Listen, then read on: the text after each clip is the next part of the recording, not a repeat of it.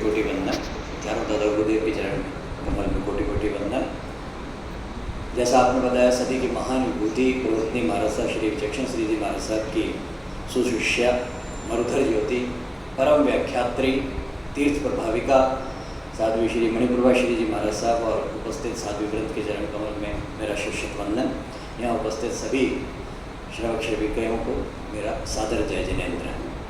आज निश्चित रूप से ये मेरे लिए अति सौभाग्य का विषय है कि मुझे अपने खुद के ही कहूँगा मैं कोटा नगर में आकर महाराज साहब के प्रवचन का आज और दर्शन का लाभ मिला। निश्चित रूप से मेरे लिए बहुत ही सौभाग्य का विषय है।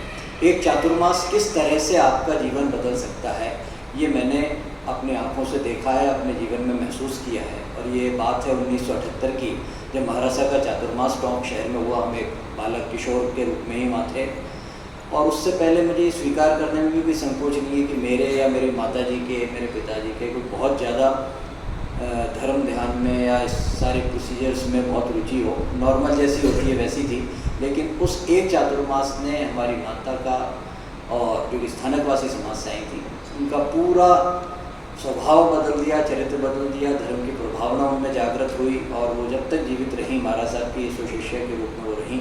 और उसके बाद उसका प्रभाव उस एक चातुर्मास में मुझे आज भी ध्यान है कि किस तरह से विचक्षण ज्योति मंडल भजनों की गाथाएँ शुरू हुई, किस तरह से पाठशालाएँ शुरू हुई, किस तरह से आचार विचार प्रवचन व्याख्यान सारी चीज़ों का 4 महीने में जो लाभ लिया और जो उससे हमारा जीवन परिवर्तन हुआ, उससे अगले 34 साल में IPS की सर्विस मैंने की। उस 34 साल के सर्विस में अगर मुझे सदमार्ग पर बने रहने में जो सहारा मिला, जो प्रेरणा मिली, वो उस एक चातुर्मास से।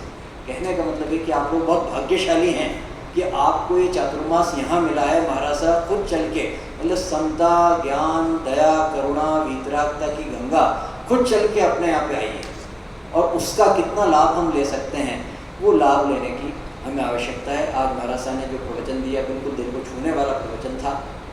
हम लोग भगवान महावीर के शासन में जैन धर्म में जन्म लिया, ये हमारे लिए बहुत बड़े सौभाग्य की बात है। और जैन धर्म का जब प्रादुर्भाव हुआ भगवान महावीर के समय से अगर हम बात करें तो उस वक्त एक अलग फिलॉसफी चलती थी कि भगवान कोई और है और वो भगवान ऊपर से आएंगे, भगवान ऊपर हैं और हम लोग जो है नीचे हैं। भगवान महावीर ने कॉन्सेप्ट ही चेंज कर दिया।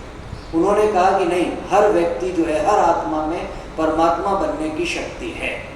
ये जो बात कही कि भगवान कोई और नहीं है, मैं स्वयं भगवान बन सकता हूँ, आवश्यकता इस बात की है कि हम अपने कर्मों को उस तरह से करें। दूसरी एक बात जो उन्होंने और कही, जो हम लोग मानते हैं, उस बात को जैन धर्म भी मानता है कि हमने अपने पिछले जन्मों में जो कर्म किए वो कर्म बंधन होकर हमें इस बार भुगतने हैं। बिल्कुल सही है, लेकिन भगवान महावीर ने ये बात इसके आगे कही कि अगर हमने उस पिछले जन्म के कर्म बंधन को ही सब कुछ मान लिया कि भाई अब हमने तो कर्म किए भुगतने ही पड़ेंगे, तो एक तरह से हमने वो जो पहले भगवान की कॉन्सेप्ट थी उसकी जगह अपन ने पिछले कर्मों को रख दिया।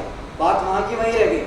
तो उन्होंने उसको भी अस्वीकार किया। उनका उन कर्मों का अपना प्रभाव है, लेकिन उससे ज़्यादा, सबसे ज़्यादा इम्पॉर्टेंट है हमारे इस जन्म में किए गए पुरुषार्थ। इस जन्म में हमने क्या कर्म किए हैं, उस चीज़ की इम्पोर्टेंस को उन्होंने बताया कि किस तरह से हम अपने पहले के कर्म बंधनों को, पहले के जो हमारे से पाप कर्म हुए हैं, उनकी किस तरह से हम निर्जरा कर सकते हैं। और वो उन्होंने हमारे लिए नहीं बताया, सबसे पहले उन्होंने अपने ऊपर उसको आजमाया। 12.5 साल तक कठोर तपस्या भगवान महावीर की गृहस्थ आश्रम छोड़ने के बाद हुई और उस 12.5 वर्षों में किस तरह के उन्होंने उपसर्ग सहे, वो उनके जो पिछले कर्म बंध थे उनका जो है निर्जरा होती रही, कर्मों का क्षय होता रहा और उसके बाद जिस क्षण वो हुआ तो उनको केवल ज्ञान की प्राप्ति हुई।